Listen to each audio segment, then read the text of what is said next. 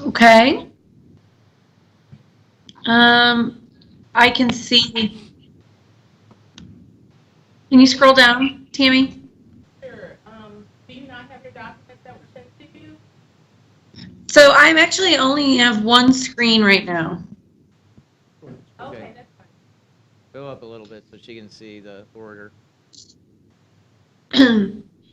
Yeah, thank you. Can you scroll up? Oh, yeah. Okay. This is the 189th meeting of the Audit Committee of the Metropolitan St. Louis Sewer District. Roll call. All right, we'll note that all the trustees are present.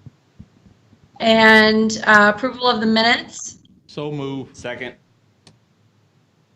All in favor? Aye. Right. Comments by the chair, there are none. Do we have an internal audit presentation? We do. Todd Loretta from Internal Audit Department is here, and he'll present a review of the Public Affairs Audit. Yes. So actually, items 5 and 6 are both mine, the public affairs, and there's another item about projected agenda items. So I'll handle both those items right now. So everybody, I guess everybody's looking on the screen. We're going off this presentation here. I'm going to talk, make sure you can hear me. So you're opening to page 2. Public affairs. I guess first question, we really haven't talked about this very much. What do they do? In basic terms, they're responsible for organizing and performing the district's communication efforts with the stakeholders of the district, which includes the public at hand, as well as the employees of the district. Last time we looked at this was in 2015. It's not an area that we consider to be a high-risk area. On our risk matrix, we categorize it as a moderate risk. So we're looking at a recovery at 5-6 years. So we're doing this in 2020. We're pretty much on time as far as looking at it. And it was a good time to look at it. The last time I looked at it, it was basically a one-person department. Now we have basically it's a full-fledged department. They have 5 employees at this point. So some of the areas they handle are listed down below in the bullet points: media relations, information dissemination, communications to the public, website development, messaging, emergency response communications, community outreach, employee communications, public initiatives, and education, local government relations, I should say. A lot of those kind of overlap each other, but that kind of gives you the idea of the activities they're involved with. Move on to page 3. The Public Affairs Division does report to the Executive Director. Again, as I mentioned, they have 5 employees now. It consists of 4 Public Affairs Specialists with a Public Affairs Manager. Now, those items that I showed you in the bullet points, those are allocated amongst the different personnel. Each employee kind of has their own niche within the department. And then the Public Affairs Manager is obviously overseeing everything. The Executive Director also provides direction and input on some of the items. So with that, let's move on to page 4. Now, in this overview section, I kind of want to give you a flavor of some of the activities of public affairs. Again, we haven't really talked about it much. I don't know if you realize that we had just rolled out a brand new website in March, and they were a big part of that. So we had two websites previously, stlmsd.com and projectclearstl.org. So basically, they took all the information from those two and combined it into one main website. And I think the new website is a vast improvement over the previous one. It's just more user-friendly, it's easier to navigate. As I should say, this was a combination of efforts with Public Affairs, IT, and there's a website developer that Public Affairs works with, as well as Mr. John Daly. I want to leave him out. From IG, he helped out as well. Now, if we go on to page 5, so this is the website again. All the streaming is hosted here at the website. Right now this is what people who are streaming are using the website. Board of Trustees meeting as well. Move on to page 6. We do promote our customer assistance program at this website, as well as other platforms. Public Affairs is involved with promoting that program. On page 7, if you look at the bottom of that slide, we have a footprint on several different platforms. We are on Twitter, we're on YouTube, we're on Facebook, we're on Instagram, Nextdoor, which is a website, kind of a neighborhood website. And what you'll see, the messaging created by public affairs is, you can find that messaging on all these platforms, so it's everywhere. So this page in particular shows our Twitter homepage. On page 8, this is our Know Your Zone initiative, which has a video here on Twitter. If you look to the left, you'll see there's also more links at different media sites. That's from our website. So they really did a good job of getting the messaging out about things like Know Your Zone, which has to do with overland flooding. Move to page 9.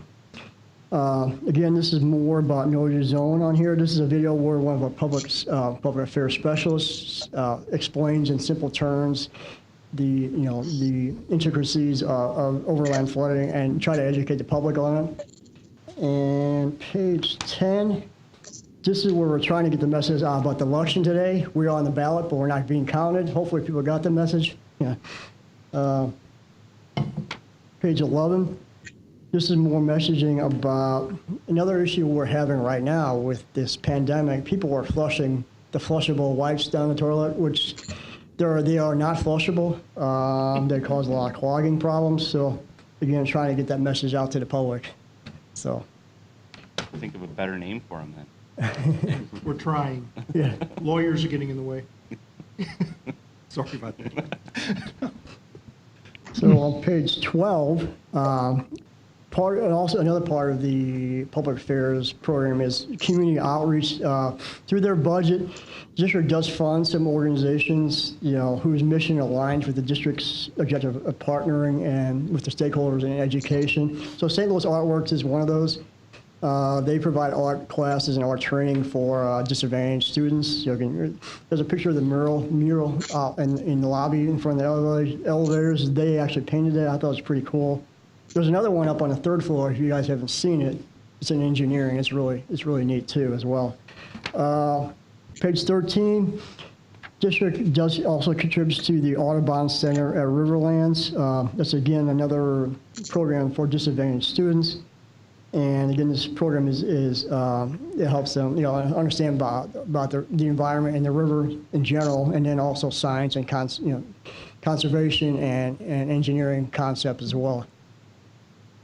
So with that, on page 14, this is employee communications. I think one of the best things they've done is implement these digital boards that, I don't know if you guys have noticed them out in the building. I think we have six of these here at the markets, and they have a similar setup at all the locations out here at the employee sites. So, there's a lot of information there, about the pandemic, about health issues, about the coronavirus. If you look at the one down in the bottom left corner, they're talking about getting the badges replaced, where everybody needs their badges replaced. On the right-hand side in that circle, they're talking about the net, from IT standpoint, all our network passwords are going to have to be updated every 90 days instead of 120 days. When we do our benefits enrollment, a lot of information is on these boards. It's been a great way to really communicate with the employees, especially guys out in the street, guys out in the sites, because they're not sitting in front of a computer waiting for emails. They come in the morning, you can see the board, get information quickly, get off their shift, same thing. So it's a great way to do this. Page 15. Just more employee communications. There is a newsletter. We have a newsroom and then also a blog and so forth. So with that overview, let's go to page 16. So the scope of this audit was to look at the administrative processes behind all this activity, basically. So the scope period for reviewing transactions and contracts was the period of July 1st, 17 through December 31st, 19, which is a 2.5-year period. So the overall objectives of our engagement on page 17, first of all, obtaining an overall understanding of the roles and overall processes, especially with this being a recently formed department. We didn't know that much about how they worked before we started. And also getting an understanding of the relevant policies and plans, ensure accuracy of the design of those plans, ensure compliance with the provisions. Getting an understanding of the provisions of the contract with third-party service providers, which there are a few that they work with, so that was an important part of this. Ensure compliance with the provisions, and then ensure the contract provisions are designed in a manner that adequately protect the interests of the district. Page 18, now regarding expenditures, we want to make sure they're reasonable in amount and nature. We're always worried about protecting the assets of the district. We'll make sure they're processed in a manner that's according to district policy, adequate documentation, make sure that procurement policies are followed, and then also want to make sure we're in compliance with the contract provisions. In other words, you want to make sure if we're getting billed properly according to the contract provisions. So on page 19, approach and methodology. How do we accomplish our objectives? What did we do? First thing we did is always do walkthroughs, interviews. Actually, we had a big meeting with the entire group and kind of sat down and walked through, who does what, how it works, how Sean handles, allocating different work. Each employee kind of has their own specialty. There some specialize in video, some specialize in the website, that kind of thing. So we want to get a good understanding of how that works. We did obtain all the district policies and procedural documents and review the provisions for adequacy, utilize those in our testing. We did get the disbursement population for the scope period. Now that's where I actually get that directly. I go into the system and pull it out so there's no middleman. Pull out the population. And we look for first thing we just look for anything unusual. And if it looks unusual, we'll take a look at it first off. And then, so we'll also identify third-party service providers with contracts, attain those contracts, and then we just made a selection for testing, looking for propriety, supporting documentation, again, in compliance with the contract provisions if there was a contract, and then compliance with district policies, especially the procurement policies. We're watching those pretty closely. Overall, this went well. I didn't expect to have a lot of issues. Had a clean opinion, no significant deficiencies were noted. Identified one opportunity for improvement, and has to do with formal communication plan for crisis situations. I think that they're running a pretty tight ship, and I think more importantly, they're pretty successful at the main thing they're supposed to be doing, which is communicate, and that's the key. To move on to page 22. So this is the one item that we came up with. Formal communication plan for crisis situations. They do not have a formal communication plan in place for crisis events or events of disruption. There is one in development, has yet to be finalized. So we're recommending, hey, let's take the steps and finish it. I kind of realize the irony of the fact that we're issuing this in the middle of a pandemic. But they've done a really good job despite there's no formal plan for them to leverage off of. So I think what's going to happen when they get a chance to take a breath, they're going to be able to develop a really good plan because they're going to have a lot of lessons learned, and they're going to be able to develop a plan that's based on real experience as opposed to based on theory. So I think it's going to, in the long run, it's going to be a good thing. So, any questions on that? I've got a question. Sure. This is Jim. Can you hear me? Yeah, I can hear you. Okay. Todd, I have this recollection, and I may be confusing it with another area, but that there was a decision made to move work from contractors, and I thought it was to public affairs. And that is at least part of the reason why that department was built up. Do I remember that right? Yeah, Jen, this is Brian Holscher. One of the two management groups report to me, so I'm kind of a department director on this one. Early on when we started the consent decree and we started Project Clear, because we had a massive amount of work, we started with 2 internal employees and almost all the work was done by a consultant. Because we had the startup work. The plan had been, and you recall correctly, was that once we'd had the startup work in and we had a lot of the products ready and we were getting ready to go, we would vastly reduce the effort that was being required by an outside consultant, and we would fill with internal staff in order to man that process.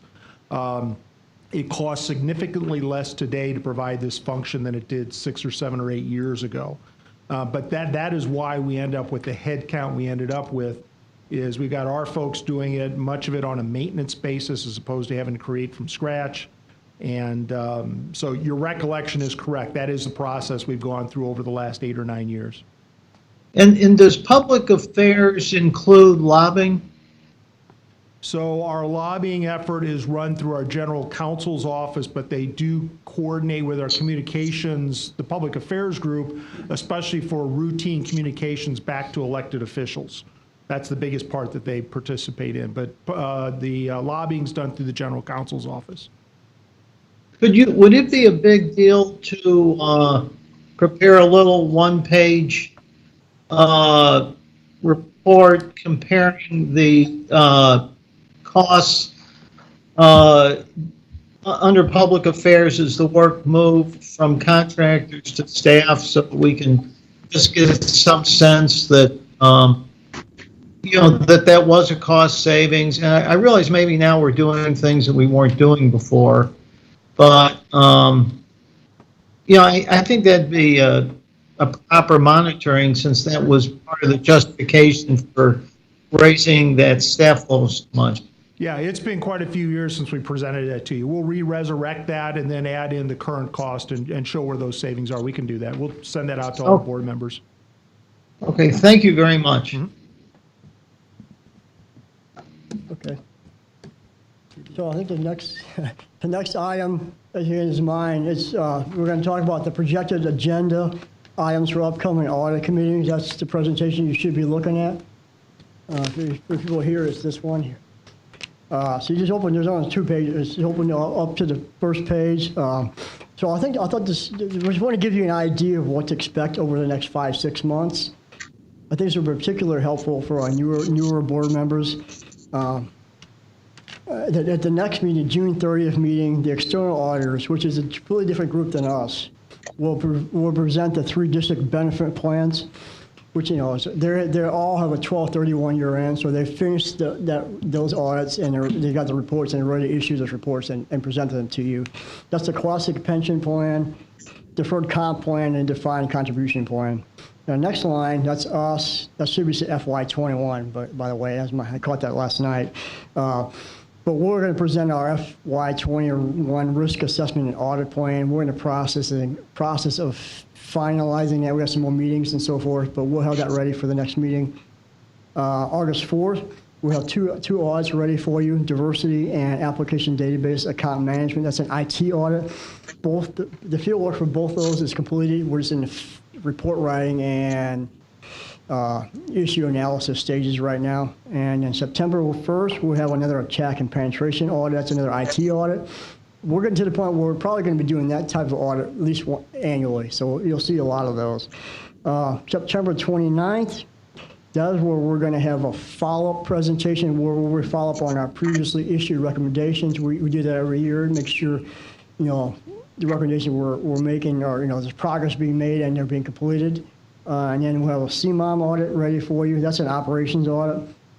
And then November 3rd, the external auditor should be ready to issue the overall financial statements. That would be the CAFR. That's the comprehensive annual financial report. And then we will have another IT audit. That will be the help desk audit. And when we issue that will be the end of the FY20 audit plan. So while we're doing that, we'll be starting new audits for FY21. And we'll always kind of overlap. Yes, sir. Go ahead. Todd? Mm-hmm. Todd? Yes. Can I ask you a question? Sure. So I just have never, going back to June 30, so we get the audit of the plans, Yes. and then we have the actuarial report. What is the purpose of the internal audit to help the trustees understand these 2 more formal reports they get each year on these plans? I'm sorry, I get kind of cut out there. I just don't understand what the role of the internal audit of the plans are. I'm not saying it's not a good idea. I just don't understand. We get the plans have a formal audit. No, we're not We doing have it. an actuarial report. Right. So what is the role of the internal audit? That's what I'm trying to understand. We really don't get involved with the plans. The plan, what you're going to see at this meeting is the external auditor. Clifton Larson's going to come in and present their audit of the benefit plans. So So the internal audit has nothing to do with the plans. No, I see. no, we have Okay, nothing to do with it. Okay. Yeah. Okay. Yeah, we stay separated from that. We let them do that work, and we do the work that they're not doing, basically. Well, it says internal audit, F-21 risk assessment and audit. Oh, but that has nothing to do with the employee benefit plans. No, it does not. Okay, Yeah. I'm sorry. Yeah, I didn't mean to confuse you. My bad. Any other questions? If I may, Madam Chairwoman, again, Mr. Loretta, I always think your presentations are very good. I appreciate the work that you do. Well, thank you. I always find them very helpful, and I appreciate the work that Public Affairs does. I think they represent us very well. So just wanted Appreciate to that. throw that out there. Anything else? Any questions? All right, I think that Trustee Fair concludes the topics we had for the Audit Committee. Okay, so the next meeting is tentatively scheduled. Whoops. Looks like there's a technical there. June 30th. It's June 30th. Tuesday, June 30th, 2020. Do we have a motion to adjourn? So moved. Second. Wait a second. Okay, that concludes the meeting. We will get everything, do we have all the documents spread out? We don't need to do anything. Everybody's got what they need?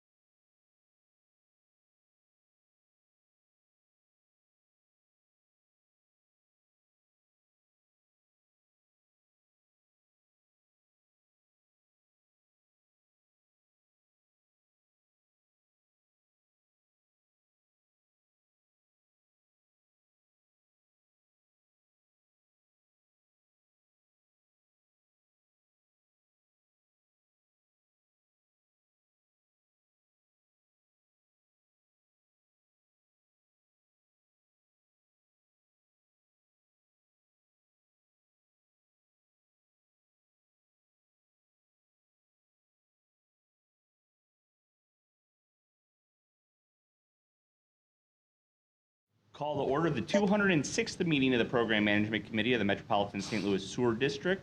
Please let the record reflect the trustees, staff, and members of the public in attendance. I'll entertain a motion for the approval of the minutes for the May 5th meeting. So move. Second. Approved and seconded. All in favor? Vote by usual sign. Thank you. The minutes are approved. Engineering Department agenda items. Good morning, trustees. Not a lot of items today, but a lot of material we're going to be covering. The first item on the agenda that you'll see is the Grabway Trunk Sanitary Relocation Phase 6. This ordinance will appropriate some additional funds for an existing construction contract that we have with Kolb Grading. The work on the original contract consists of construction of approximately 2,000 lineal feet of sanitary sewers, 8 to 54 inch in diameter. The purpose of the project was to relocate a portion of the 54-inch Grabway trunk sewer along Grabway Creek that was at risk of failure of rolling into the creek, so we had to get that moved out of the creek. We're back asking for a supplemental appropriation of $750,000 to the original contract due to some changed conditions that we found in the soil conditions, primarily the groundwater levels that we're seeing at the sewer project are much higher throughout the project than we originally anticipated. That came from the original soils report for the project. This is resulting in additional groundwater removal efforts, both by dewatering and the stabilization of the soil at the bottom of the trench in order for this pipe to sit in there correctly. So we're requesting an additional $750,000, which bring our total appropriation of $2.55 million for the project. Are there any questions? All right, our next item is a CSO volume green infrastructure project for NBC Lounge. This ordinance will authorize the district to enter into agreement with King Cora LLC to provide financial assistance through our green infrastructure grant program. Again, the purpose of the project is to reduce combined sewer overflows to the Mississippi River per our long-term control plan and our consent decree. The project will reduce runoff with the installation of one bioretention basin. The cost of the project is estimated to be $43,000, and King Cora is requesting reimbursement of that $43,000. And in your packet, there's a map showing where this is located. It is basically, they're redoing their parking lot at the NBC Lounge. It's at the corner of Dr. Martin Luther King and Cora Avenue. So as folks redo their parking lot, they incorporate these green infrastructures and capture the stormwater, which benefits us both from a capacity and from a water quality standpoint. And these are like the ones that we have kind of in that I toured in Old North. I think they're aesthetically pleasing as well. I mean, that's the goal, right? That they're correct. Okay. In other words, you'll see a cut in the curb. The water runs there instead of an inlet, and it'll go through this basin as much as, depending on the type of rain, will soak in, and then it overflows to the combined system. And then, but it's heavy rocks. Rocks, flowers, greens, things like that, yes. Whatever is appropriate, and also match up with whatever aesthetically they're trying to accomplish at Right. the same time. Yep. Any questions? All right, the next item is actually a fiscal year 21 item. It is our annual appropriation for infrastructure repairs for our wastewater project. This action appropriates funds for our small infrastructure repair program and for our immediate needs projects that we bid through purchasing throughout the year. These are items that we find through our operations division. The work consists of the repair, replacement, and construction of manholes, sewers, and other infrastructure as identified by the operations department and the engineering department at various locations throughout the district. This work is part of the district's ongoing CMOM program and complies with the acute defect requirements outlined in the consent decree. Acute defect requirement is certain defects that can cause basement backups or an overflow. We have to have those completed within a year's time. in accordance with the consent decree. This appropriation of $8 million is to continue the implementation of our small sewer program and the immediate needs repairs to the sanitary and combined systems. So we actually have infrastructure repair dollars. We do a similar program for the storm sewers as well. Those dollars will be coming here in the next few months.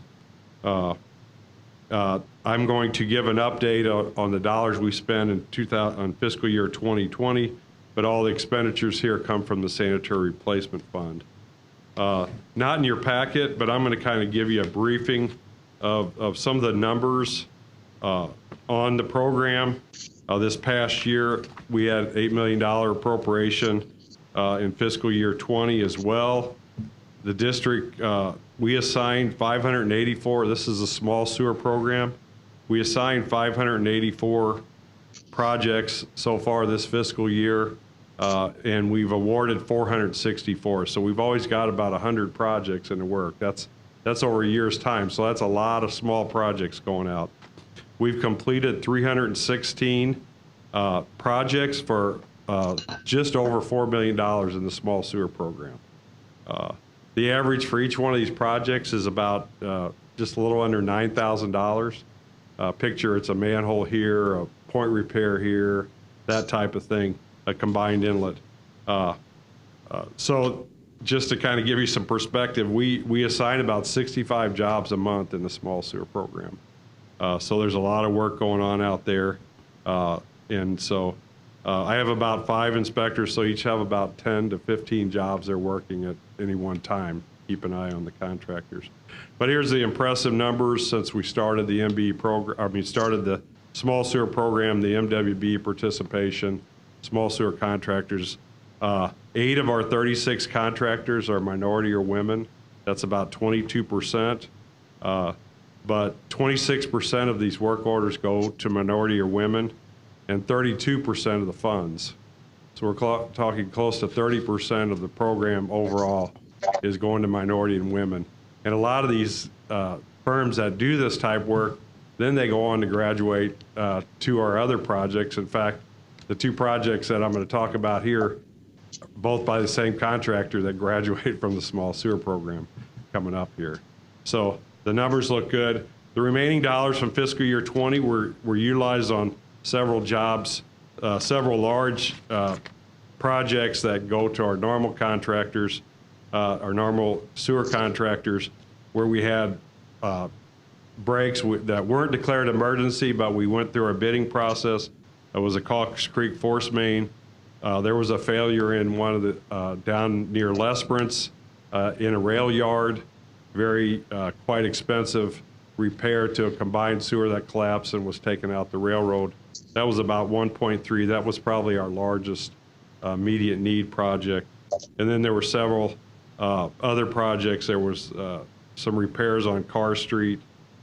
We had a sewer that went down near Butler Hill going into a pumping station that was repaired and lined for about $270,000. So about $3.9 million went to those immediate need repairs. So that's kind of how the money is spent. Again, the small sewer program, I think, is doing exactly what we intended it to when we started.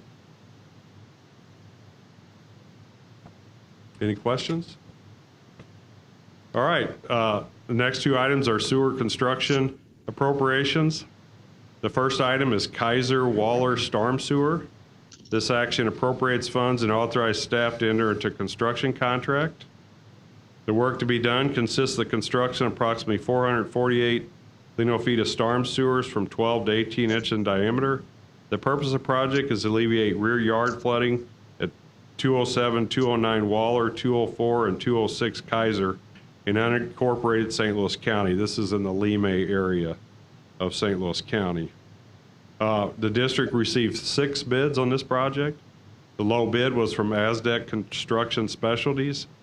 The bid was below our designer's estimate, and our appropriation of $160,000, which includes contingencies and utility relocation, is below our budget for the project. Aztec has committed to just under 25% minority participation on the project, which exceeds our 17% goal for the project.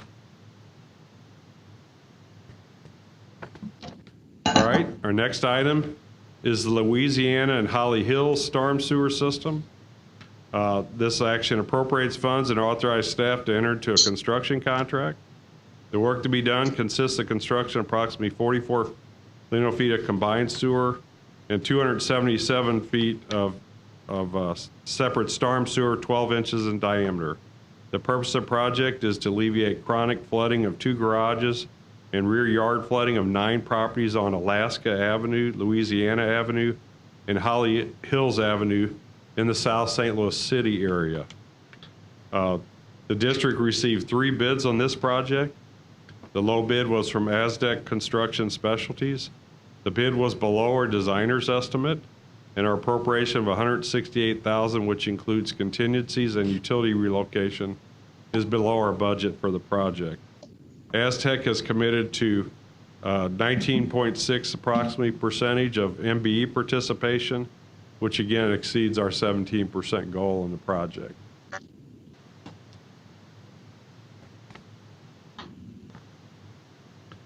All right, our next item is the East Watson Sanitary Relief. The next 2 items are both requests for easement condemnation to proceed. This ordinance authorized staff to proceed with further condemnation efforts, including the filing of all necessary court pleadings and documents leading to the acquisition of permanent easements and temporary construction easements on 2 parcels of grounds located in the city of Crestwood and Sunset Hills. The easement temporary construction easements are needed to construct the project, which consists of approximately 4,500 feet of 12 to 15-inch sanitary sewers and appurtenances. The purpose of the project is to alleviate wet weather building backups occurring in the area and to eliminate 1 sanitary sewer overflow, which is required by the consent decree. If you look at the project map, as you can see, very long project, weaving in and out of a lot of homes. We've done a great job. There were originally 28 easements on this project, so we're going through people's front yards, side yards, backyards, and we were able to acquire all but 2 of the easements. So it's a very difficult project. If you go, you may have some additional things in your packet, but when we first put this together, there were 7 easements we would be coming. We've got all but 2 right now. There's 2 easements, parcels 13 on the map shown and parcels 15 are the 2 left. Actually, we're talking with both of them. We do anticipate that we're going to get the easements. One of them actually is, typically when we're here, they're getting their own appraisal. Or there's something we're trying to work to plan around what they're doing. But we anticipate getting both these easements. But because of the overflow and our timeline of getting the project built, we're requesting approval to proceed with condemnation if necessary. No one's asking for a multiplier because it's actually a historic farm or anything like that, right? No, Okay, no. Good. No, these, again, it's, some people have something planned, or they have a pool, or they have their own project we're trying to work around, or there's a tree that we're trying to obtain compensation for, or something like that. All right. Then the next item, again, is an easement condemnation. It's for the Midland Sanitary Relief Project. This ordinance, again, authorized staff to proceed with further condemnation efforts, including the filing of all necessary court pleadings and documents leading to the acquisition of the permanent and temporary construction easements, again, on 2 parcels on this particular project. The easements and temporary construction easements consist of, for the project, is a 2,500-foot sanitary relief project, 8 to 18 inches in diameter. The purpose of this project is to alleviate wet weather building backups of the area, and it will provide for elimination of 2 overflows required by the consent decree. Again, this project's actually located in the Overland area, and it's kind of along Midland Drive. A lot of the work is in the street, but there are several areas where we're going through projects. We only needed 3 total easements on this. but we're having difficulty with 2 of the 3 that we do have to get. Right now, looking at both of those, we do not anticipate going to condemnation with either one of these. Again, we're trying to work with them. This is one, again, where we have the owner is getting his own appraisal for the property, and then we have another one that actually has the agreement in hand and just hasn't signed it yet. So, you know, we like to hold off till if we think we're going to get them, but just to keep the project on schedule is why we're here.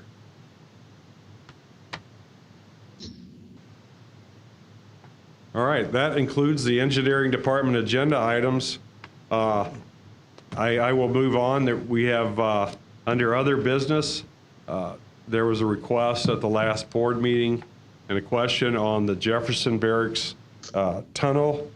So we thought it'd be a good time to provide an update as to where we're at.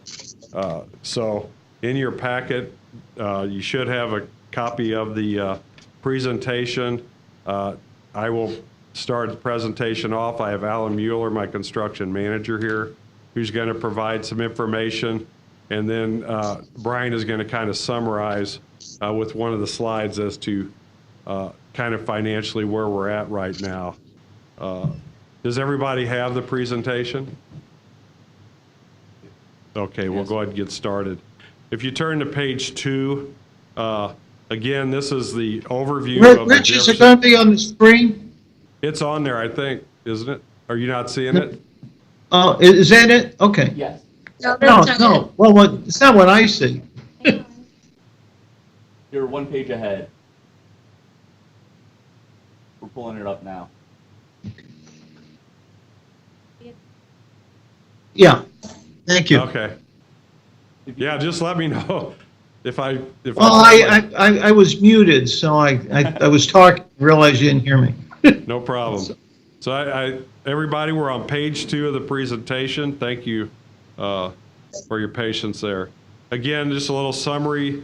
It's the Jefferson Barracks tunnel project from Lime to the Martigny pump station. Our Martigny pump station is located near 55 and the river, Highway 255 in the Mississippi River down south of in South County.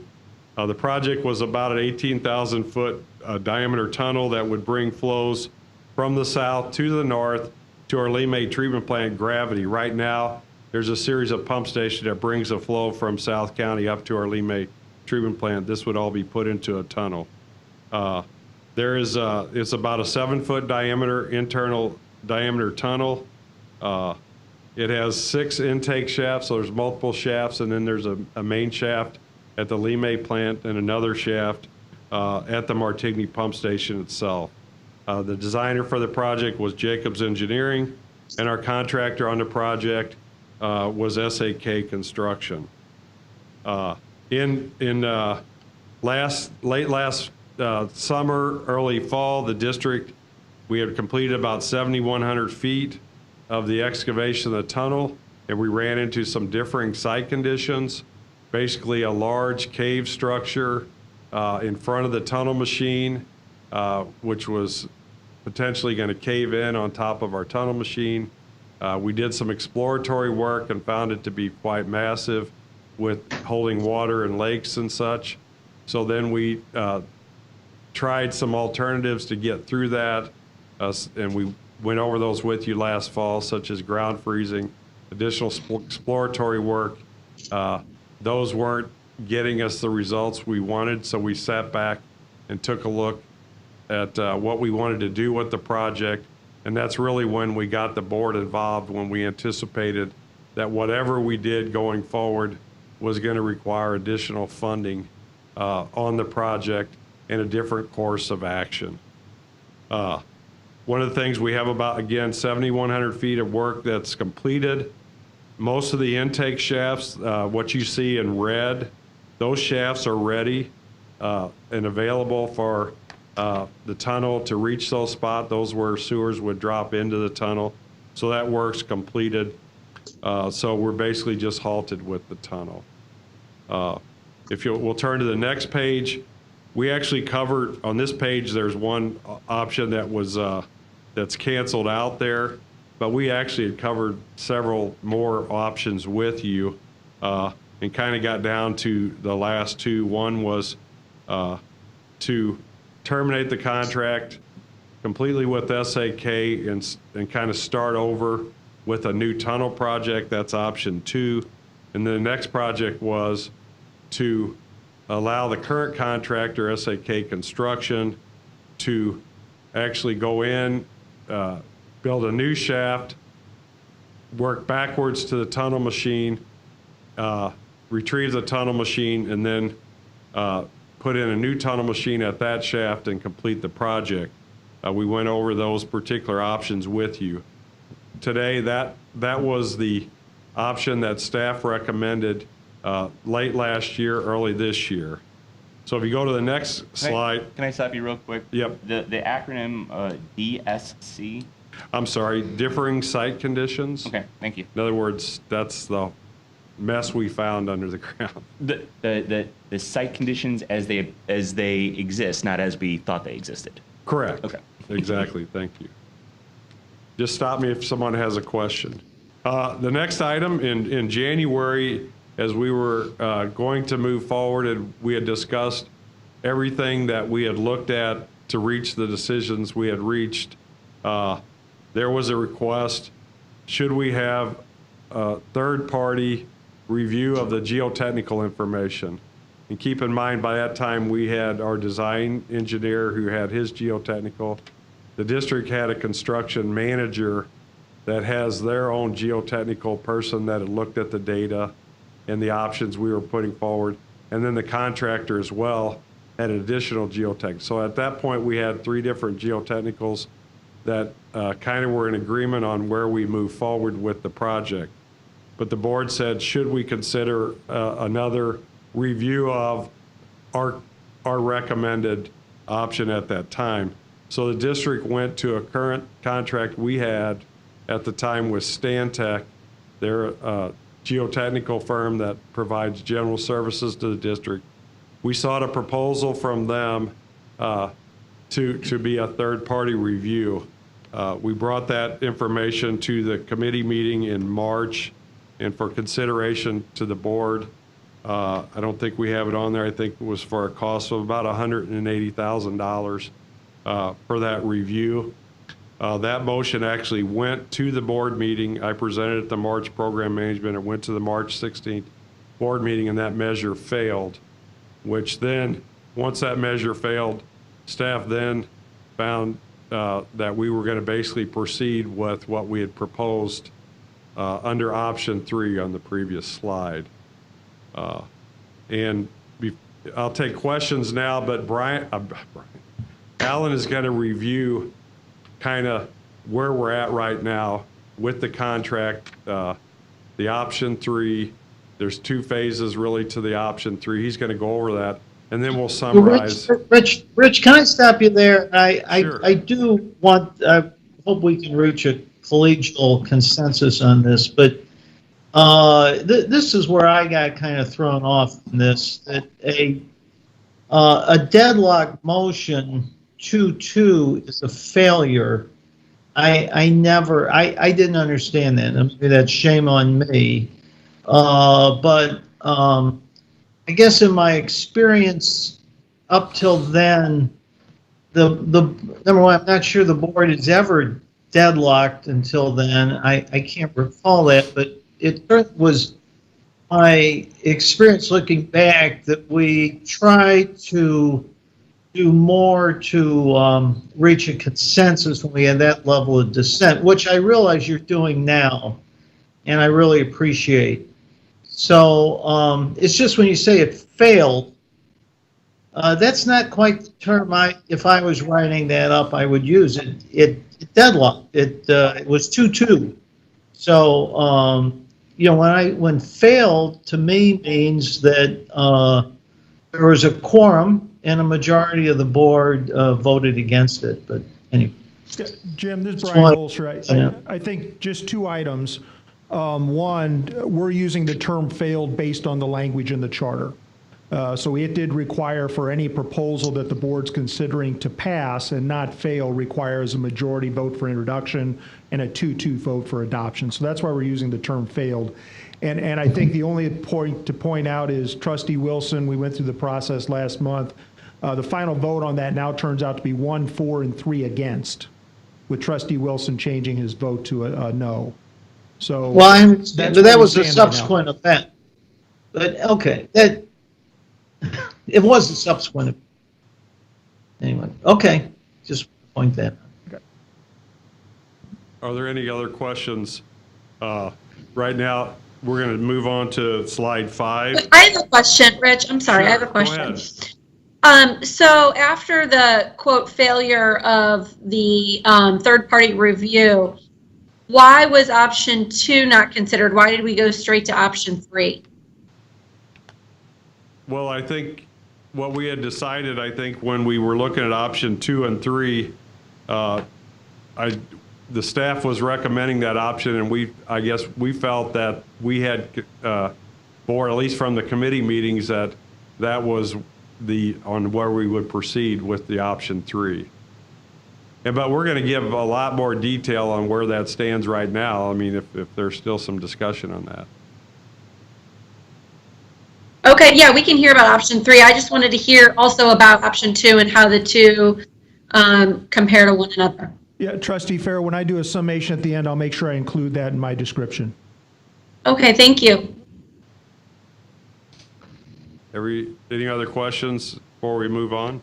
All right, we're on slide 5. All right, good morning, trustees. Morning. I am, as Rich said, I'm going to go over option 3 here, and option 3 really has 2 parts to it. So slide number 5 with the overall tunnel alignment highlights, the yellow highlights phase 1 of option 3 and the red highlights phase 2.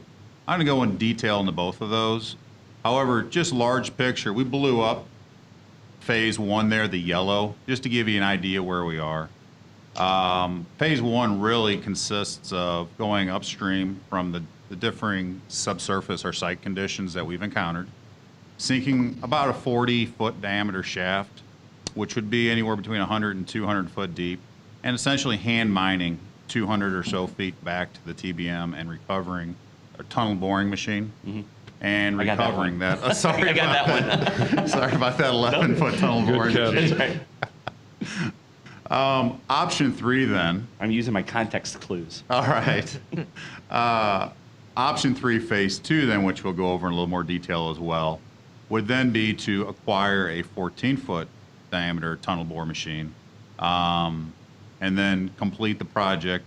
That 14-foot tunnel bore machine, as I'll go over, would be capable of probing ahead and doing some grouting as well. So with that, we'll move to page 6, which at the top says titled Phase 1. Phase 1, a little more detail here, is SAK, our existing contractor who we have our contract with, has guaranteed a cost to address this existing differing site condition. Part of their proposal is to do the geotech investigation for the recovery shaft and the hand mine tunnel. They would also, part of their proposal is to design the shaft, design the hand mine tunnel and supports that would go with it. Also includes the actual excavation of the shaft and the excavation and performance of the work of the hand mine tunnel and retrieving the existing 11-foot TBM that is currently stuck in a differing site condition. Part of this option, if we were to move forward then with phase 2, we would need to procure a 14-foot diameter TBM. That procurement process would take about a year. The machines like this are not found every day. This particular machine they're looking at would be shipped over from Europe, essentially completely broken down and refurbished to perform the work that we need it to do. The dollar amounts with this are in the the bottom part of the page. Complete phase 1 and proceed with phase 2 under the existing contract, existing SAK contract. Phase 1 construction total would be $39 $8.9 million. That's to the details I just gave. Sink the shaft, hand mine, retrieve the TBM. We would also include in there, if we were to move forward, a $3.5 million dollar amount to get the 14-foot diameter tunnel bore machine. Acquire that because it takes about a year to perform that work. And they would be performing the acquiring the machine and refurbishing the machine at the same time the 40-foot diameter tunnel or shaft is being constructed, and also as we're retrieving the existing 11-foot tunnel bore machine. I have a question real quick, and maybe this is a Brian question, maybe it's somebody else's question. If we were to, design and rebid it, I don't know how busy work is. Might we get a lower price than we have right now? So you don't know. The world can look like two different things. It can be the advantage of, hey, maybe there's a better chance to get some work. As you know, at least going throughout the country, construction work has been deemed an essential function in every state and every municipality in the country around the COVID thing. Kind of the reverse on the downside, especially the biggest one, there's a contractor that's already there and already knows what conditions they're working on. So the fearful side of that is monitoring and understanding what the bidding environment looks like if we rebid it and saying, hey, I'm the only guy going after this, I'm going to throw an extra $5 million into it or extra $10 million than what I think it would cost. So there's a possibility. And maybe muscle out other people that would otherwise. Right, so it's a possibility either way. I don't want to be biased because it's our recommendation. I think the second one is a bigger fear than any benefit that we'd gain from the first one. Okay. We are having a contractor who, for the last 12 years worth of tunneling work, has submitted the low bid, has been second only twice, and has been first place on every other tunnel we've done. So I think we've got the contractor who's traditionally given us the best price. You're talking about the current holder. The current holder, yes. Thank you. Did that answer for right now? Yep. Go ahead, Amy. Yeah, I have a question.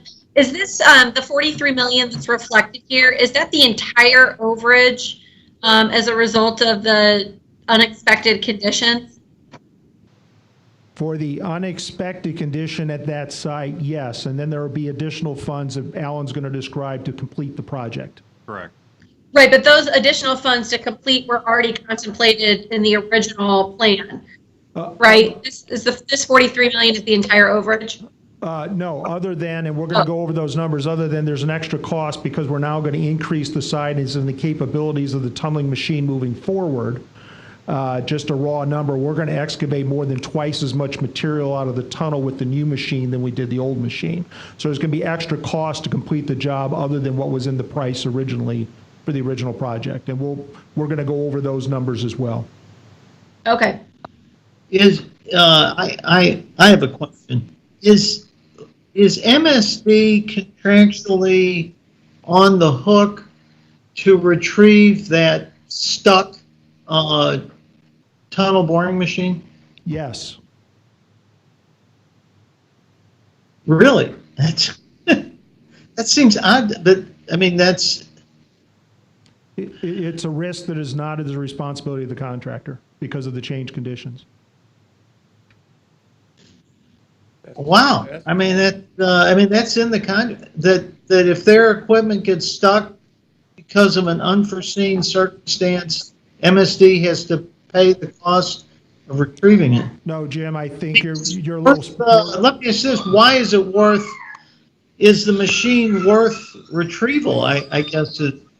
I mean, these things don't cost $42 million.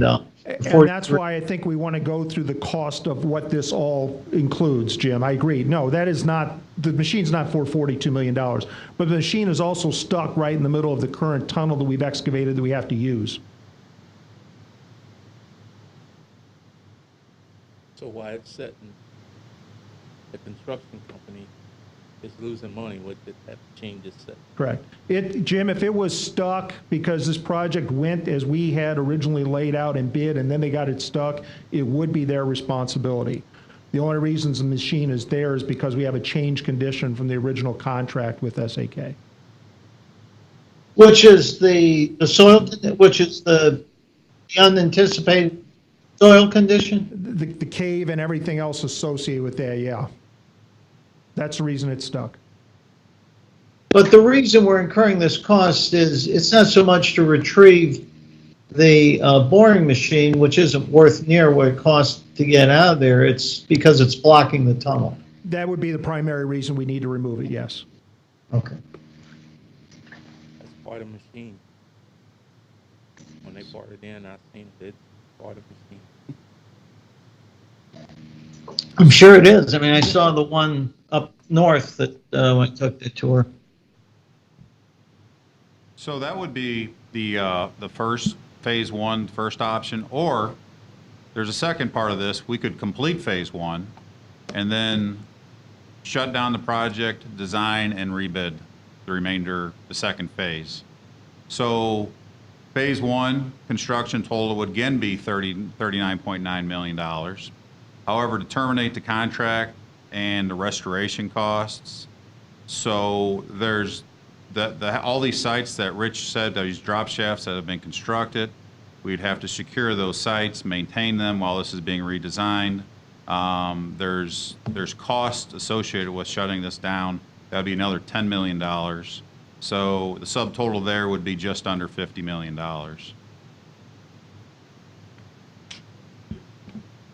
Unless there's any questions, I'm going to go ahead and move forward to phase two. All right. If we were on page 7, if we were to move forward with phase two, and that would be tunneling the remainder of the alignment with a 14-foot diameter tunnel, and as Brian alluded to, you're excavating about twice the amount of rock. There's about twice the amount of grout that would fill this annular space. We're also would be probing ahead on this, so there would be a little bit slower production to make sure that we don't encounter what we just encountered on a differing site condition.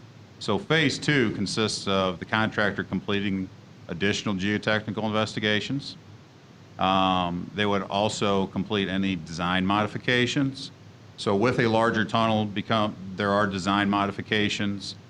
We would change some of the designs to the existing drop shafts, the connection points. There's some other things would have to be modified as well. They would launch a 14-foot diameter tunnel bore machine that is capable of probing ahead of itself from the 40-foot diameter recovery shaft. And they would mine towards the Coke Road shaft that has been substantially completed. The tunnel boring machine, the 14-foot tunnel boring machine, would be capable of grouting through the probe holes should another differing site condition be encountered. If we were to hit another karst feature, we would probe out in front of us. So the tunnel bore machine we didn't find it with the tunnel bore machine, we found it with the probe holes. And then we would be able to grout from the alignment of the tunnel from tunnel depth to try to fill this with grout, which everyone feels, the design engineers, the construction manager, feel that would be a much more likely way of getting through another feature should it be encountered. So to analogize it, if I'm on my car, that'd be like seeing the cliff with the headlights rather than seeing the cliff with my front tires? Yes, sir. All right. Yes, trustee. A good idea. And then the other thing is, if we were to encounter another differing site condition, the contractor has actually agreed to reduce equipment costs. So we have some price certainty, some reduced costs that we have. We're still working through details. However, it would be they're sharing some of the risk, essentially. And then we would complete all remaining work from the original contract. So, well, I mean, it's nice to hear that, but I guess until you quote have the details worked out, we don't know what that risk sharing is, right?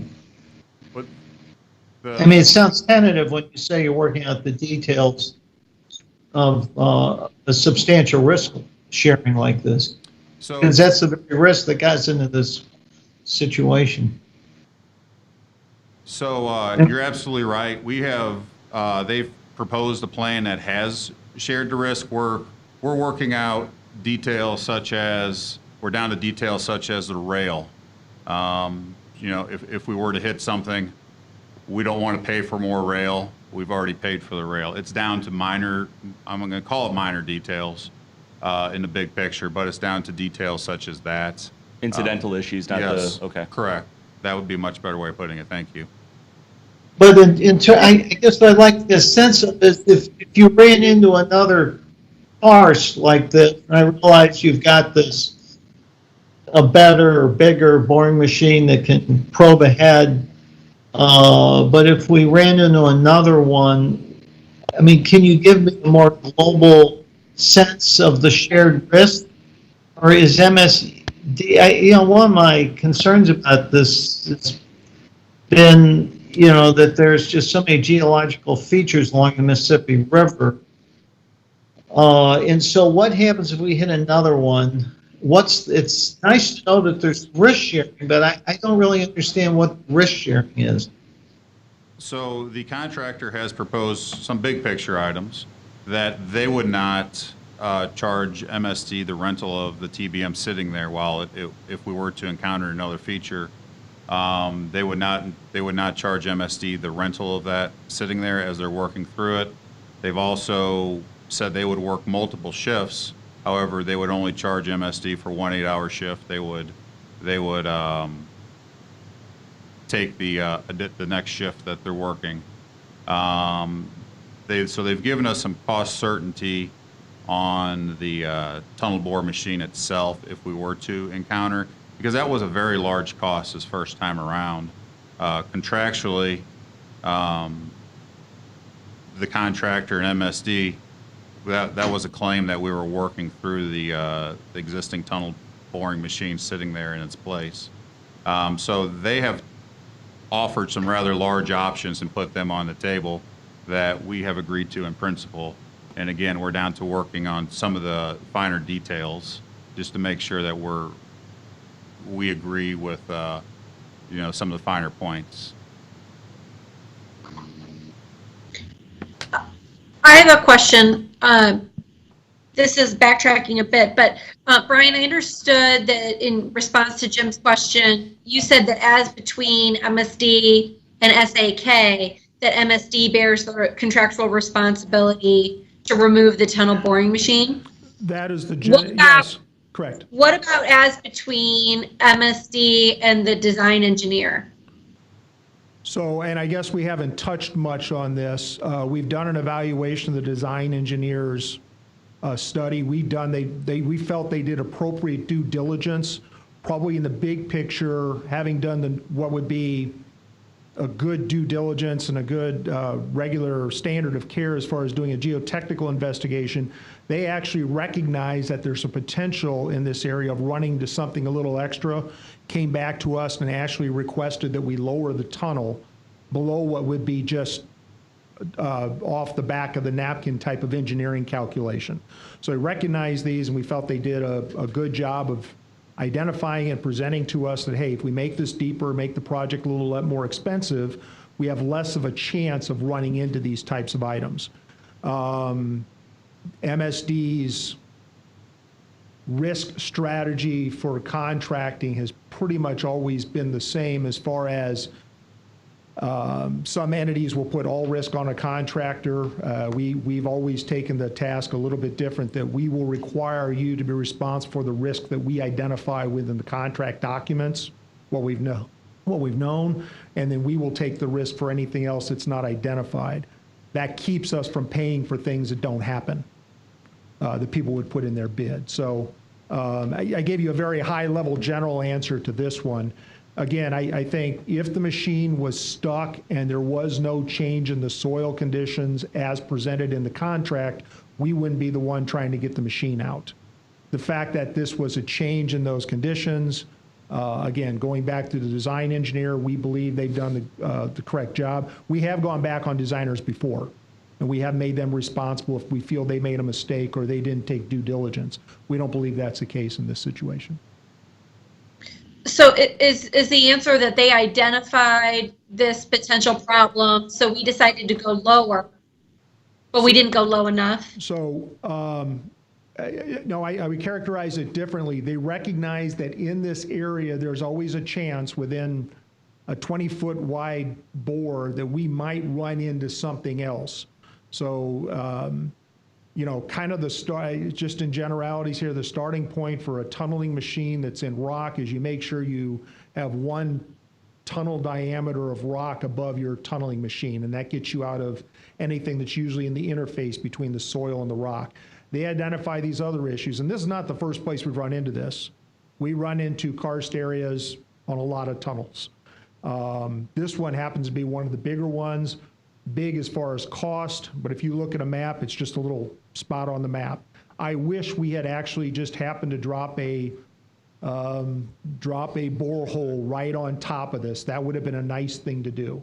Didn't happen here, though. We didn't get that lucky. But recognizing things were there and trying to add a little more sense of degree, they went ahead and lowered the level of the tunneling machine so that if this feature maybe wasn't as deep, if it wasn't as broad, it's something that possibly better chance with the technology we had in place with the tunneling machine, we could have gotten through this by paying some extra cost without having to open the hole back up and getting the machine stuck.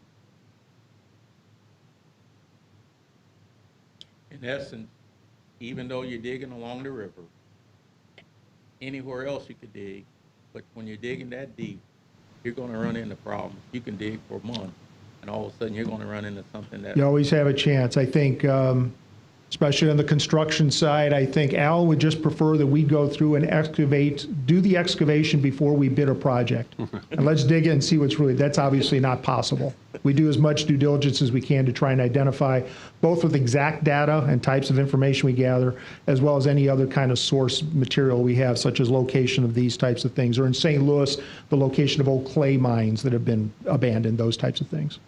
So Alan would propose we take where the trunk's going to go, dig that all from the top down, drop it in, and then fill it all back up.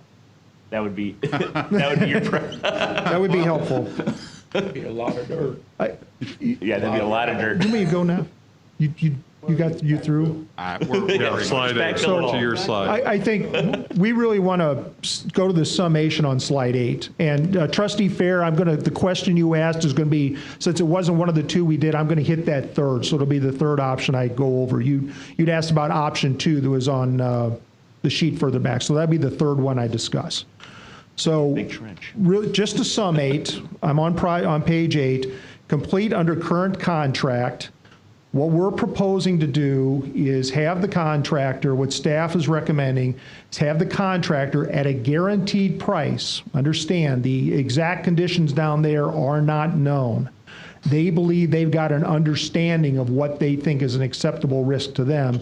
They're willing to fix the area where the existing problem occurred, pull the tunnel boring machine out, and put up to the end of that yellow line that Alan showed on the map, put that in place for $43,400, and that is a guaranteed price. $43 million. $43,400,000, yes. That is a guaranteed price. Then the second part that we're recommending, and like Alan says, these are pretty good numbers on phase. Brian, yes. Brian, can I stop you there? And I was on mute again, I'm sorry. So, I mean, do you enrich in engineering department feel that I realize that it's a guaranteed price, but is it, if we put it out for bid, that it's not some inflated price to perform that function? We really believe not, and our past work with SAK has shown that that's not the case. We think we're getting a really good price here. I'm going to kind of touch on that a little bit, Jim, when I talk about, because that's really that third option that Trustee Fair asked about. And I'll get a little description of where that would land. So I will touch that again. So phase 1 is to get through that car for $43,400,000, and then finish phase 2, which includes larger TBM, all the extra materials and equipment, as well as SAK has gotten that price, the cost to redesign some of these shafts. Remember, the tunnel's going to be bigger. They're going to do the redesign of those and submit them to our design engineer for approval. And so any changes because of the increase inside of the tunnel boring machine is included in that $66,700,000 number. That results in that option being a total cost of $153,700,000. The second option under this option is redesign, bid, and construct under new contract. So what we're proposing under phase one is still take advantage of the fact that the contractor is willing to go in and give us a guaranteed price. Even if he starts having problems with how he thinks he can fix this, he's going to give us a guaranteed price to fix that area that's in yellow, retrieve the tunnel bore machine, and in this case, demobilize from the site. And Rich had mentioned demobilizing all the other work that's been done for $49,900,000. We would then stop, have the design engineer rebid, and all the work in the second phase that Alan described with the 14-foot TBM, we would actually put out for bid. And we're anticipating that that cost with the additional design and where we think bids have the potential of coming in, we're estimating that to be about an $87 million cost, resulting in $180,500,000. So in both of those first two scenarios, we think it's important to at least make sure we take advantage of the guaranteed price that SAK is offering us to resolve the situation. Brian, can I stop you there? Yes. So that 153 million figure, my recollection is that is significantly lower than the original option reports that we got earlier in the year. Is that? I thought. I mean, do I recall there? And I thought the option 3, which is to stay with SAK, was more in the 180 million range. Jim, So you're I right. Is my memory right that you've gotten it down some, or? Yes, your memory's right, Jim. In those options, when we originally laid them out, at the downstream end at our treatment plant on this project is a $35 million pumping station. That actually is for both projects. In other words, it's a separate project. So we originally brought that. It was included in both the options. In other words, we still have to build that pumping station. When we rolled out these numbers, we're basically taking the $35 million out of both options. So the number was 185 or whatever. So, but then the estimate for the redesign would be Still would be 210. yeah, it would be 210. Well, So Rich, you're right, Jim. that's what confuses me. That it was originally SAK bid the project for my recollection something like 65 million, and that was the quote original figure we kept comparing it to. But you're saying we should back out 35 million of the 65 million, which is for a pump station, which is going to have to be built regardless? Yeah, the 65 million didn't include the pump station either. So if you had added the pump station at that time, that project would be a $90 million project. But SAK is not building the pump station.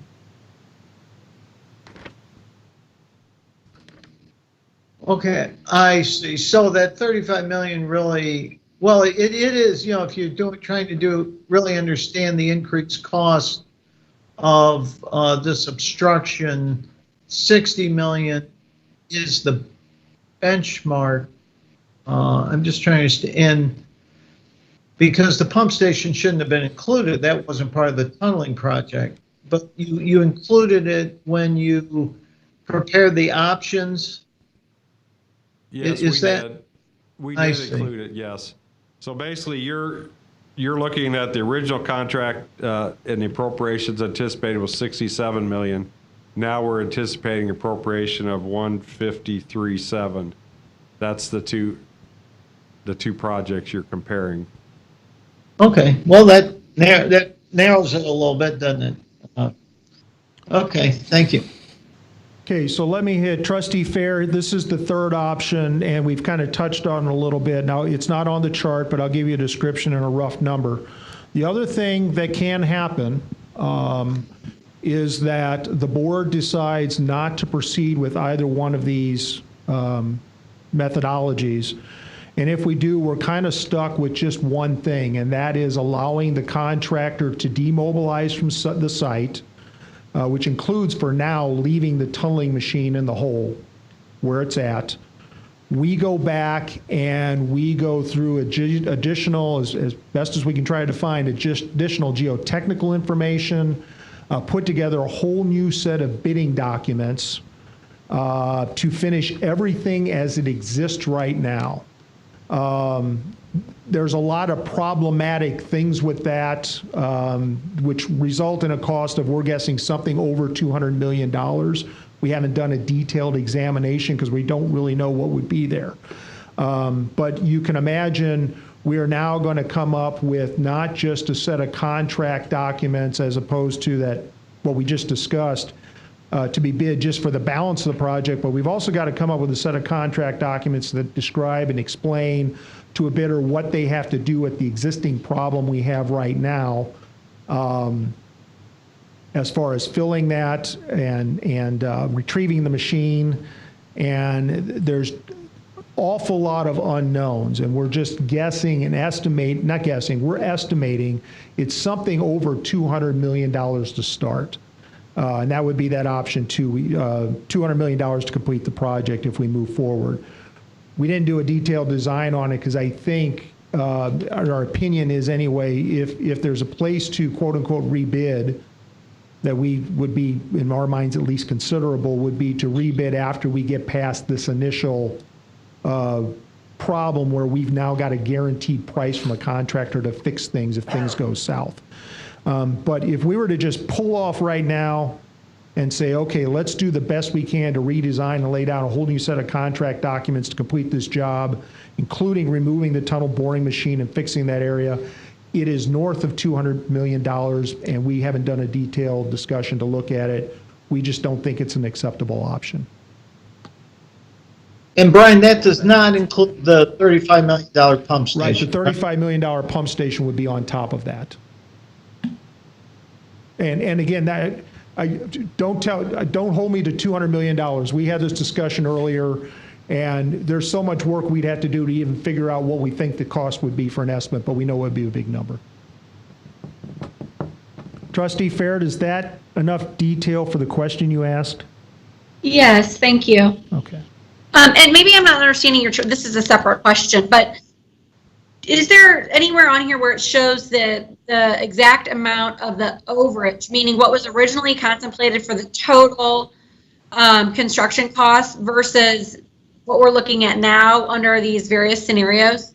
65 is the original number, Rich? No, 67 was our original planned Okay, appropriation. $67 million was the original planned appropriation, which is probably pretty representative of the original cost. So you take the new cost less 67 million, and that'd be how much extra it's costing us. Okay. So 153.7 minus 67, that's the extra cost on the first. Staff's recommended 180.5 minus 67 would be if we rebid the second phase of this, and then something with 200 million for the other option.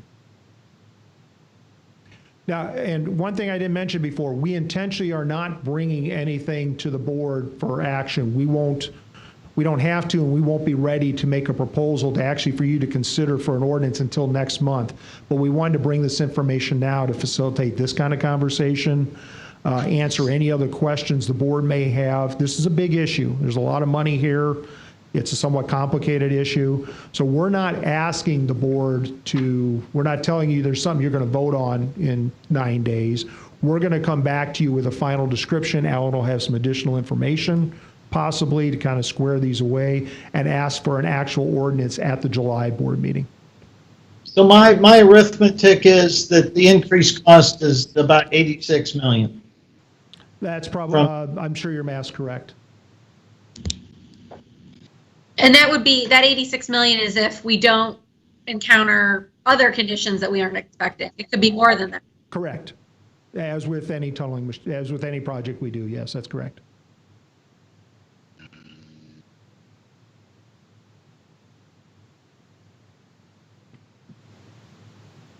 We don't like it when this happens. We do enough tunneling around here, though. We unfortunately, on occasions, hit something that we run into this situation. I like to believe the benefits from the work we do outweigh those eventually, but this is something we can run into when we're doing this kind of big work underground. That's why Alan wants to trench everything. Hearing no more questions, I appreciate the report. Obviously, any trustee who wishes to follow up on anything, you're more than free to do so. But I think we had a good discussion here, at least at a broad to mid-level. Next meeting is tentatively scheduled for Tuesday, June 30th, 2020, and I'll entertain a motion for adjournment. So moved. It's moved and seconded. We're out of here. Thank you, folks. Moving on to finances next. Do we need to?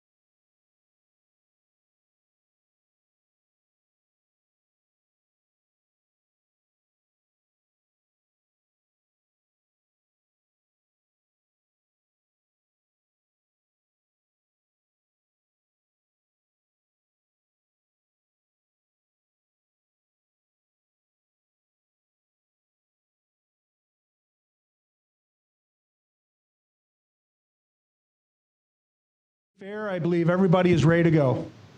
Okay, this is the 255th meeting of the Finance Committee of Metropolitan St. Louis Sewer District.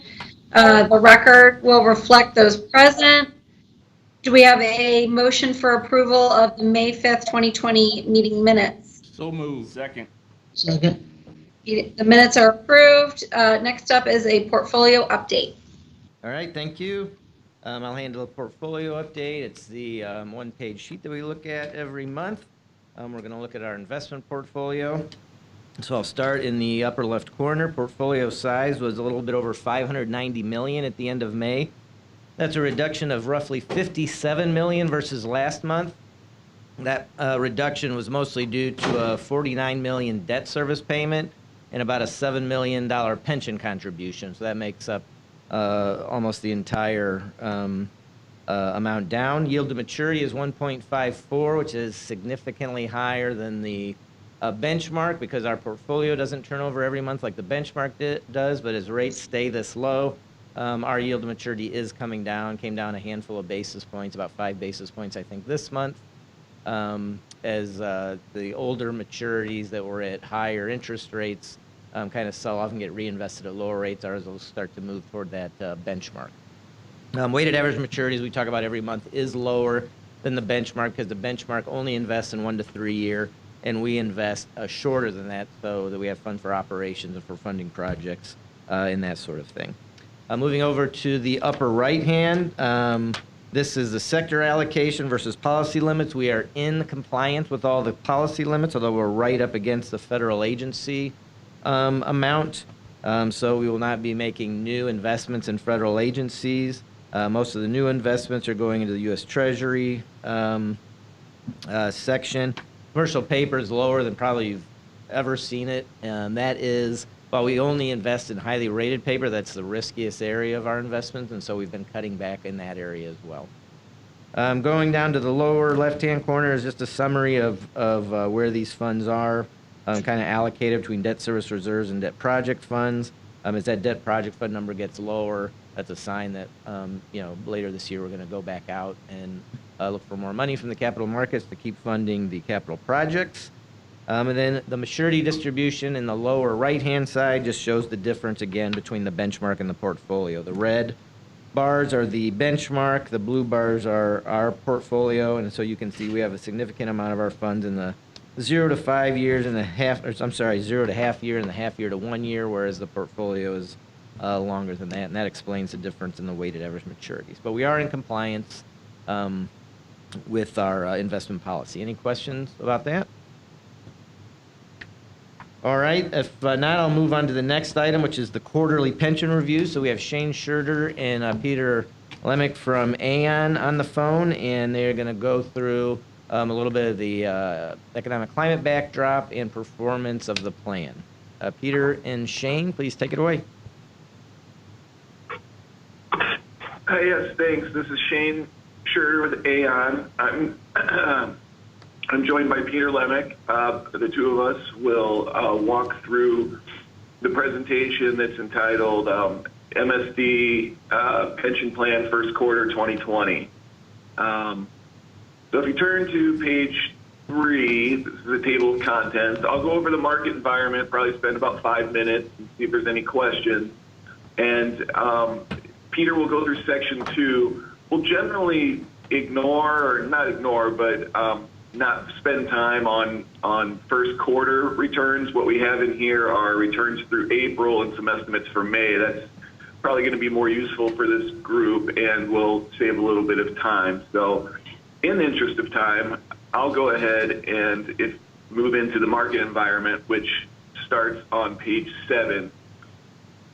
Here we have just a few bullet points on our views and what's going on in the market. We are, as you guys are all probably pretty well aware, the first quarter was very dismal.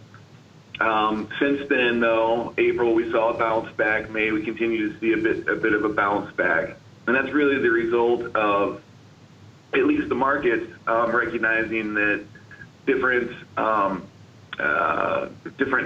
scenarios and staying at home have actually helped stop spread. This virus So the markets have been taking any news to react positively. That gives us a bit of pause, though. We're a little concerned that markets may have gone a bit further than what the actual news and what companies are reporting can support. Valuations have quickly snapped back and moved higher. We can talk a little bit more about that later. We have a chart on that. Bond yields remain at very low levels, but not at the very bottom that they had hit. We have some charts to show the progression of yields over time as well.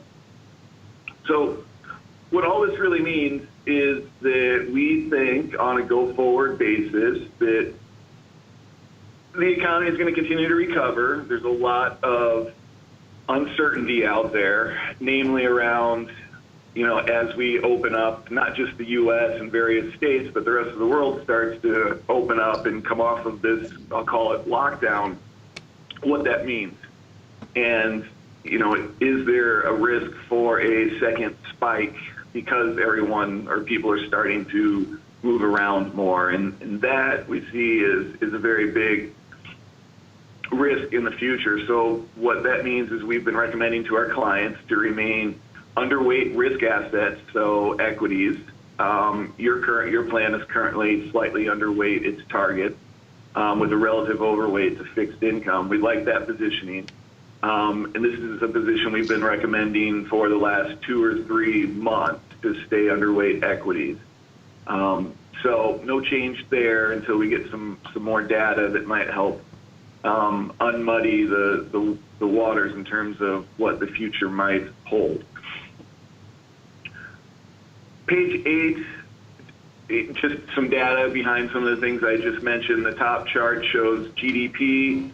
This is just through Q1 with some forecasts for Q2. You can see the forecasts are putting Q2 it down an annualized nearly 8% here in the U.S. But the U.S. isn't really any different than the rest of the world. We show the Eurozone as well. The bottom chart I found interesting. So this is actually data from Apple. Apple tracks the use of their map, essentially. And what we're showing here is the decline. The overall picture here is the decline in people moving around. In this case, it's drivers. So Apple tracks 3 different types of data sets. They track how often people use their app for driving needs, for walking needs, and public transportation needs. This is just driving needs, and you can see the sharp decline, but it's also starting to move back up since April. So, and just another way to look at the economic impact that the lockdown has had. Moving on to slide 9, the top chart is the equity market since the beginning of the year. Specifically, the yellow or goldenrod is the S&P 500. So you can see we hit lows in March with S&P being off basically 30%. And you can see I think this is through maybe May 22nd, that we've recovered quite a bit of that downdraft. So things aren't definitely coming off of their lows is probably the best way to put it. In the upper right corner, we show the VIX. The VIX is a measure of volatility in the market.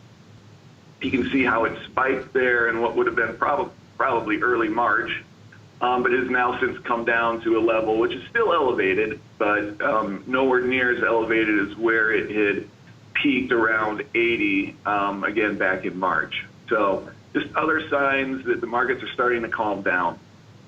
The bottom left chart are yields, as I mentioned, how they've been coming down, but off of their lows. And the bottom right chart is showing how the yield curve has basically come off about 150 basis points since the beginning of the year. We can skip over, maybe on page 10, I'll just highlight oil on the bottom left. We saw a huge, spike down in oil prices. They've since recovered, but are still rather low. The bottom right chart is the U.S. dollar, and it's just the point here is it's been generally on an uptrend, but volatile. I'll skip over, well, page 11 very quickly is just meant to illustrate that valuations, as I mentioned earlier, have snapped back dramatically. In fact, for equities, the two lines on the left, the S&P 500 and the world equity market, compared to where we were at the beginning of the year or end of last year, which are the blue dots, valuations are back in line with where we were before the whole crisis started. In the case of the S&P 500, valuations are even more stretched, or I should say expensive, relative to where we were at the beginning of the year. All this kind of should tell a similar story on why we remain cautious on equities at this point in time and continue to recommend to our clients to stay under their target policies, at least for the time being. I'll stop there, see if there's any questions before Peter goes into some specifics on performance across the various plans. Trustee Farrer-Singer, anything? Actually, I did have a question. Do you have any sense of what is the impact of all this liquidity that's being poured into the market? You know, these trillions of dollars that Congress and the Fed have pumped into the economy. And in terms of stock valuations, I mean, is some of that money pouring into the market and driving up the prices without taking into account the risk? I think it's still a little too early to tell. I can maybe make a couple comments. A lot of the money that went to consumers was probably not going into the marketplace in general. So those people, mainly the people who did receive stimulus checks, tended to be not on the more wealthy end of the spectrum. So that money was actually being put to use to pay rents or mortgages or household expenses, things like that. So from a consumer standpoint, the stimulus that came through, I don't think that necessarily has impacted the stock market. And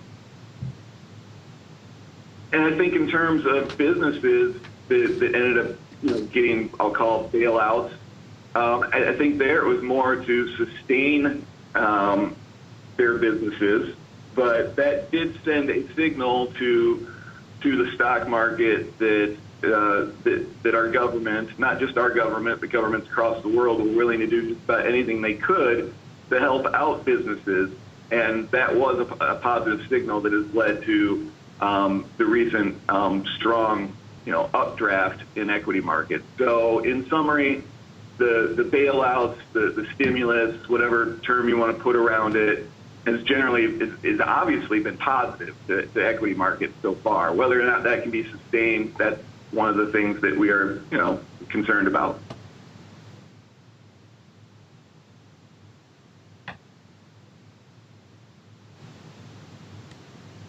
Okay, you want to move on to performance? Sure. Okay, so this is Peter Lemick speaking, and I'll keep my comments to the next, to pages 14 through 17, given that we're over 2 months past the end of the first quarter now, focus on kind of more recent numbers to provide an update for you all. Looking at page 14, what we're looking at here is the pension plan trailing period performance through the end of April. So you can see the market value there up to just shy of $269 million as of the end of 4/30. That's actually an increase of about $15.5 million since the end of the first quarter of 2020. So, the poor down markets that we saw in the first quarter, we have seen a pretty strong rally, particularly in equities and more credit-oriented strategies, kind of driving returns over the past 2 months now. We have a update for May as well. Strong returns there as well. You can see the 1 month return for the total pension up 6.7% over the month. However, given the significant sell-off in the first quarter, still down 7.2% on a year-to-date basis. overall, when you look at the equities portion of the pension plan, you'll notice that the small cap equity, your Kennedy mid cap value, the Times Square small cap value on a year-to-date basis, they're generally the worst performers on a relative basis compared to U.S. large cap equities and then international equities as well. And a lot of that has to do, as what Shane mentioned, as a result of the lockdowns we saw in the first quarter, we saw more domestic-oriented businesses be hit harder, and those domestic-oriented businesses generally are smaller and mid-cap businesses. So, for example, in the first quarter, the Russell 2000, which measures small-cap equities, that was down 30% over the first quarter when you compare that to 19% for larger-cap companies. So that's really the main driver of why you see poor or negative numbers on a year-to-date basis. However, as I mentioned, we have seen a strong bounce back amongst those managers, particularly Times Square small cap growth, up nearly 17% over the month of April. And just a note on Times Square small cap growth, as of the end of April, we actually converted to a lower cost share class there. So previously, the annual investment management fee was 98 basis points. As of the end of April, that fee has dropped to 80 basis points. So based on April market values, that's saving the pension about $25,000 in investment management fees on an annual basis. You flip into page 15, a couple of comments on total fixed income. A strong rebound over the month of April, up 2.8%. However, year-to-date down slightly, 0.3%. Income research held up the best. It's the most conservative mandate within the fixed income portfolio, essentially tracking its benchmark on a year-to-date basis, up 3.7%. Prudential Core Plus tends to have more credit-oriented strategies, or more credit exposure when compared to the broad-based U.S. aggregate benchmark. Now, this credit exposure is investment grade. However, in the significant sell-off in the first quarter, we did see investors move assets from or rotate from investment grade credit into Treasury issuances, just given that Treasuries tend to be one of the more quote-unquote safe haven assets, particularly in significant market sell-offs. And then Brandywine up 3.9% over the month. However, year-to-date down over 7%, and a majority of that is due to currency movements over that time period. So there's a significant exposure to non-U.S. denominated fixed income issuances with Brandywine. And over the first quarter, we saw the U.S. dollar strengthen pretty strongly against foreign currencies, and that's really been the main driver of relative underperformance coming from that strategy. And then lastly, just on the bottom there, you can see the bullet point through May 28th, the pension policy portfolio. It's returned an estimated additional 2.2% over the month of April, and that brings the second quarter to date, estimated returns to plus 9.7%. And minus 4.5% year to date, and that brings the estimated end of May value to about $280 million in the pension. I'd like to ask a question. What's your explanation for why the plan's actual return is below the policy index? And that, I think there was a few slides of that. So, I think you're referring to the year-to-date number, and a lot of that has to do with underperformance, active management. Generally struggled on a relative basis within fixed income, and then within the real estate, as you all recall, UBS Trumbull Property Fund, that was downgraded to sell last year, and you all have put in your redemption for full liquidation of that fund. However, that's going to take several quarters for that to fully be redeemed from. So during that time period, you all still are invested within that fund, and they have seen challenging relative returns versus the benchmark over that time period. Then, as I mentioned as well, that Brandywine Global Opportunistic Fixed Income Fund, we would consider this a return-seeking type fixed income strategy. So we wouldn't expect it to, hold up positively necessarily in very volatile markets. We would expect this. We would expect this strategy to we expect the strategy to kind of have returns similar to equities, but be a diversifier from the beta within equity portfolios. And you can see on a year-to-date basis, it hasn't held up particularly well. However, those returns over longer periods of time have done quite well for the pension plan. So, long story short is active management on a year-to-date basis, particularly with fixed income and real estate, and over the trailing one-year period as well, have been the drivers of underperformance.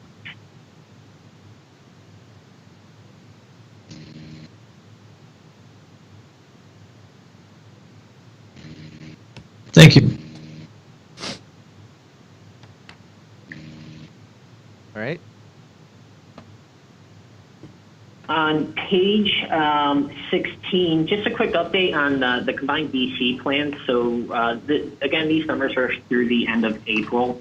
And the total combined plan's up 84 million, or the overall market value is 84 million. That's up about 10 million since the end of the first quarter. Your tier one assets, these are your target date funds. So these are for your investors who want to place money within their 401k or the retirement or for a compensation plan and forget about it until they retire. And the Vanguard, as a passive investor, they will de-risk your strategy as participants approach retirement age. So as you might expect, those investors or those participants who are 40, 50 plus years away from retirement might be in the 2065 fund, which would have much more significant equity exposure than those participants nearing retirement. So you'll see that 2065 fund down about 12% on a year-to-date basis.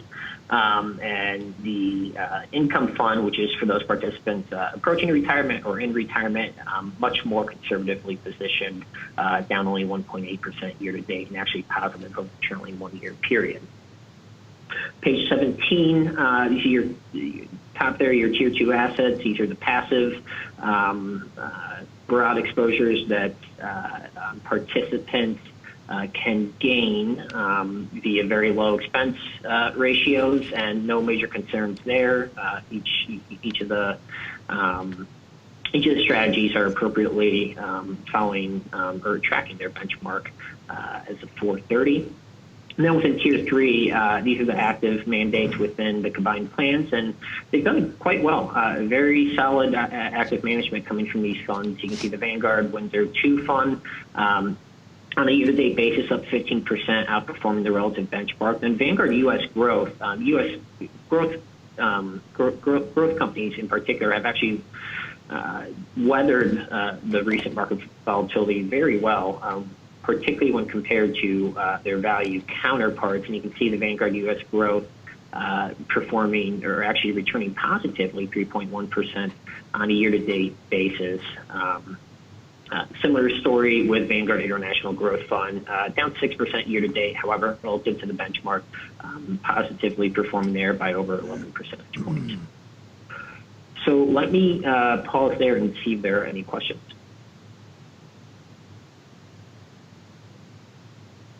No questions?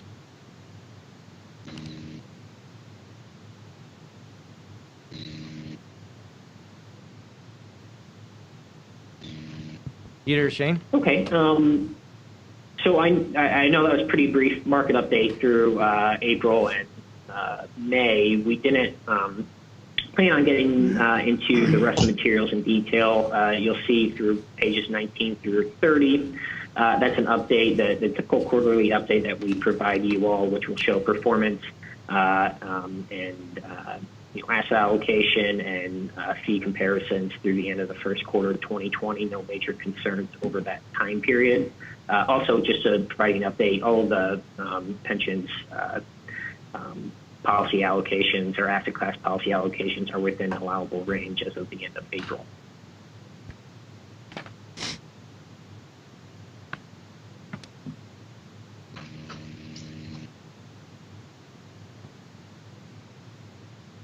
All right. Is that it for the pension review? Thank you both for that. Next item is the debt service fund transfer resolution, and Marion will handle that one. Good morning, trustees. Janice, if you'll go to the next to the last page of the PDF. Thank you. So when the district prepares its budget, we anticipate principal and interest payments on bond issues that we anticipate will take place during that budgeted fiscal year. So the numbers are not known at that time. Each month, we will transfer various amounts based on the budget to various funds. As part of our year-end close process, when we are preparing for the annual audit, staff reviews the actual and the budgeted variances, and we make the necessary adjustments. So on the second page of this write-up, you will see various funds which are listed, and these funds all represent bond issues that have taken place over the course of the year, or we've refunded bonds during the year as well. So these numbers that you're seeing represent variances from the budgeted amounts and the actual amounts that were needed for the debt service funds. So again, some of the larger amounts that you see more than likely occurred because we refunded bonds during the fiscal year. So what this resolution is requesting the board to approve is to allow us to make the necessary adjustments from the funds listed there on the left-hand side of this page to those other funds listed in the right-hand section. We are actually returning about $6 million to our general fund that was not needed to pay debt service funds, and that 2019 C amount that you see there in the amount of $3.4 million, that is actually bonds that we were able to refund. So that represents less principal and interest that we needed for that particular issue. So are there any questions that I can answer? Okay. Hearing none, thank you. All right, then item 6 on the Finance Committee agenda is update on excess liability coverage. That item actually staff would like to pull, although Mr. Holscher would like to make a comment. So as opposed to making a presentation here, we're going to send a separate communication out at the start of next week and just bring you up to speed on where we're at on that particular insurance policy. So we won't be doing it here, but you will be getting information next week. Yeah, and there's no action on the item coming up at the board.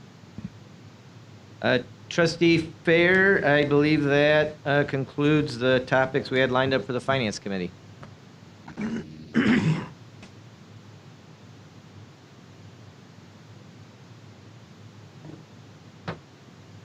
Trustee Fair, are you on mute?